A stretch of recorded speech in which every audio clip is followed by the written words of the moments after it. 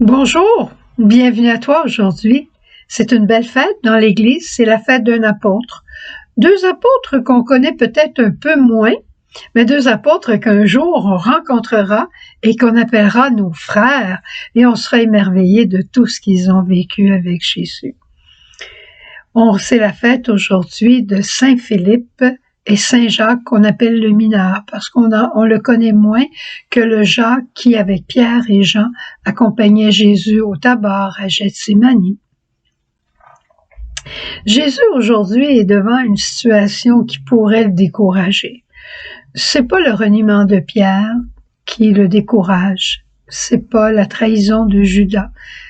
C'est que les apôtres comprennent pas encore qui il est. Il a beau leur dire, il a beau leur répéter, mais entre toi puis moi, là, c'est pas si évident le discours de Jésus. Je reprends un peu l'évangile de Jésus aujourd'hui.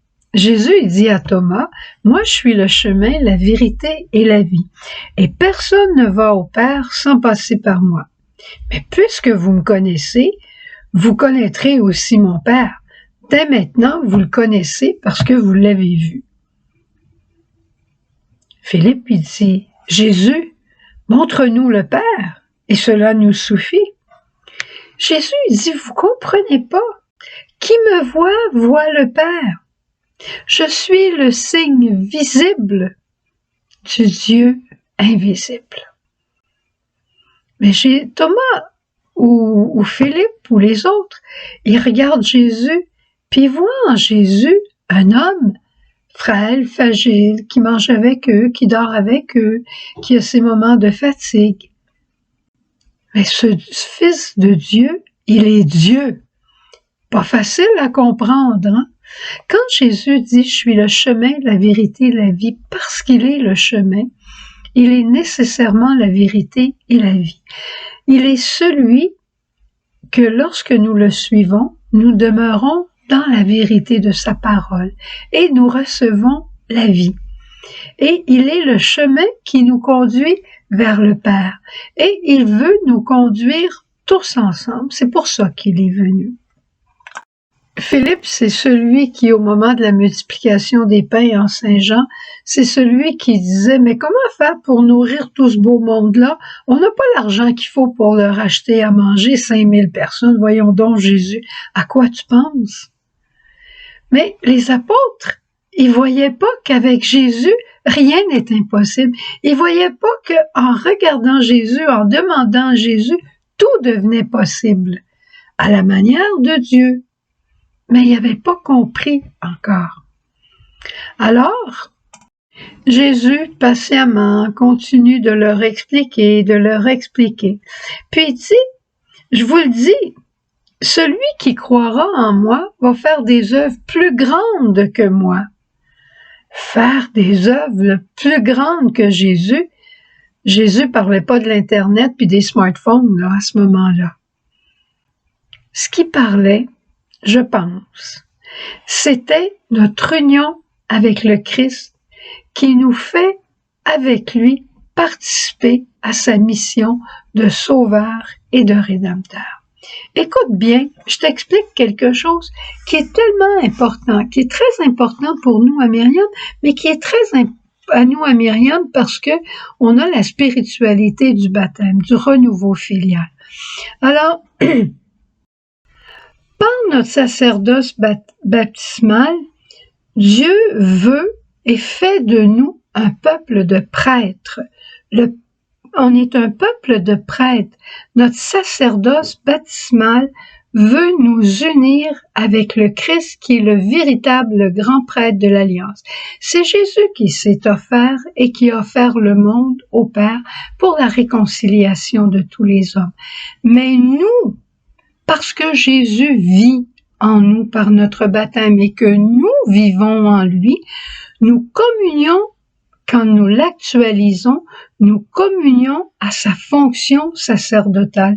Nous avons ce ministère merveilleux d'offrir Jésus au Père pour le salut de l'humanité et de demander pour l'humanité réparation, bénédiction et unité.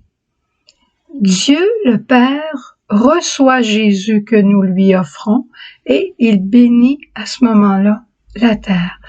Et nous aurons, nous, ces bénédictions, mais tous ceux pour qui nous prions les recevront aussi. C'est merveilleux, hein?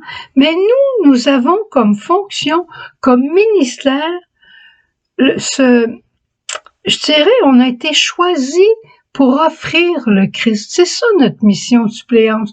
Je vous en ai parlé souvent dans les dernières années. Je voulais arrêter un peu d'en parler, mais on a cette mission de suppléer pour nos frères, de nous unir au Christ, grand prêtre de l'Alliance, et d'offrir Jésus au Père en notre nom et au nom de tous nos frères de la terre, et tout le monde va être béni.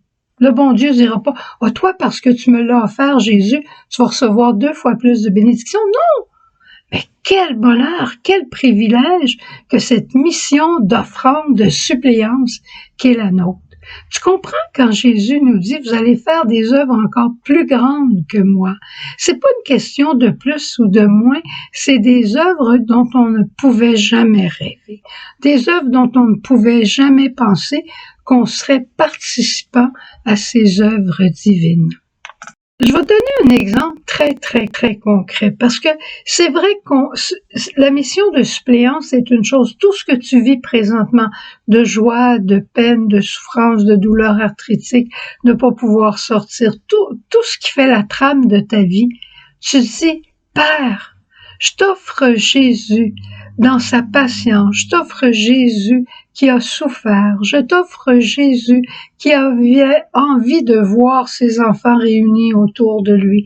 Je t'offre Jésus dans tout ce qu'il a vu, puis je mets toutes mes affaires dedans, puis je te l'offre pour tous ceux qui dans le monde vivent la même chose.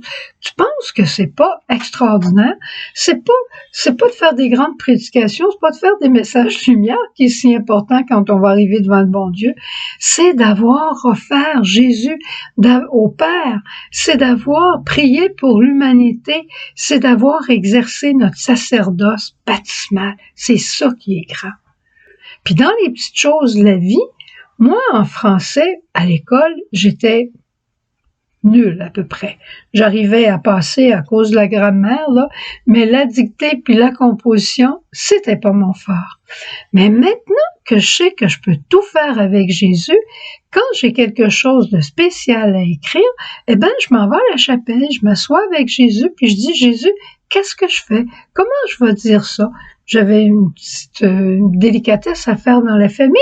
Je suis allée dans la chapelle, j'étais assez émerveillée de ce que j'ai écrit, mais c'est pas moi qui l'ai écrit, c'est Jésus qui est en moi. Alors tu vois que si Jésus est en moi pour venir au secours de ma faiblesse, il est dans notre monde avec nous pour venir au secours de la faiblesse de l'homme qui présentement est de s'unir avec les autres hommes. Notre grande faiblesse de faire la guerre, ça dit notre pauvreté, ça dit notre orgueil, ça dit notre égoïsme, ça dit notre violence, mais ça dit notre pauvreté. Mais Jésus est avec nous. Alors prions-le, offrons-le au Père et rappelons-nous, nous allons faire des choses encore plus grandes. Nous allons réaliser en Jésus le salut de l'humanité. Il est réalisé le salut, mais nous y sommes participants.